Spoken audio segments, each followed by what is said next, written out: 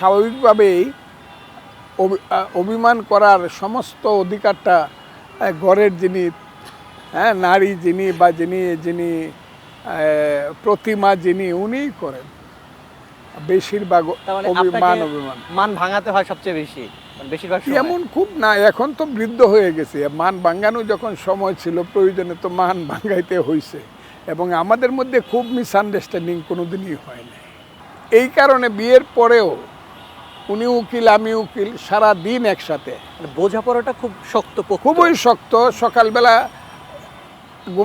ঘুম থেকে উঠেই দুজনে পার্কে হাঁটা, নাস্তা করা, তারপরে কোর্টে যাওয়া, কোর্ট থেকে বাসাতে যাওয়া, বাসা থেকে বেরোতে হলে যেখানে যাই একসাথে যাওয়া।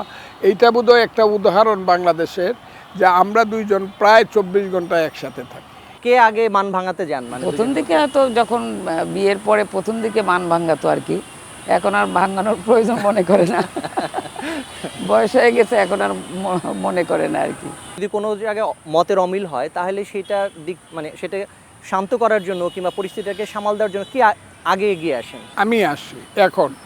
আমি আসি এই কারণে, কারণ আমি পলিটিক্স করি, তো উনি আমার সঙ্গে সার্বক্ষণিকভাবে শুধু পারিবারিক জীবনে না, শুধু আইনগত জীবনে না, আমার রাজনৈতিক জীবনে সার্বক্ষণিক যুক্ত উনি।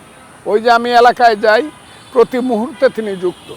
অনেক সময় দেখা যায় এলাকার কর্মীরা আমার কাছে অনেক কথা বলে না, কিন্তু তারা ভাবির কাছে বা দাদির কাছে বা চাচির কাছে আইসা কথাটা খুব অন্তর খুইলা বলে।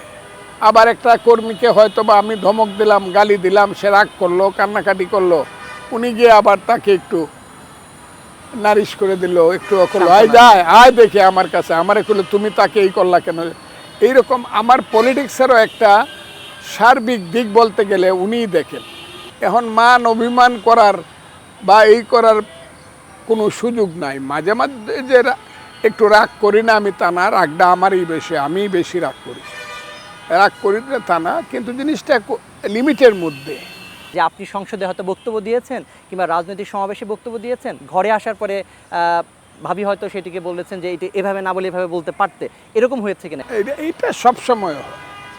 যেমন ধরেন আমি টকশো করি, আপনার সাথে আজকে টকশো করতেছি, সর্বক্ষণ টেলিভিশনে ছায়া থাকে, ও আমার সাথেই যায়। কাজে আমি যদি কোনো ধরনের কথাটা আমারও যখন মনে হইতেছে যে এই কথাটা বোধহয় আমার বলা ঠিক হইল কি না, উনি সঙ্গে সঙ্গে বলবে তোমার বোধহয় এই কথাটা বলা ঠিক হয় না, এটা এইরকমভাবে না বলে ওই রকমভাবেও বলতে পারতাম।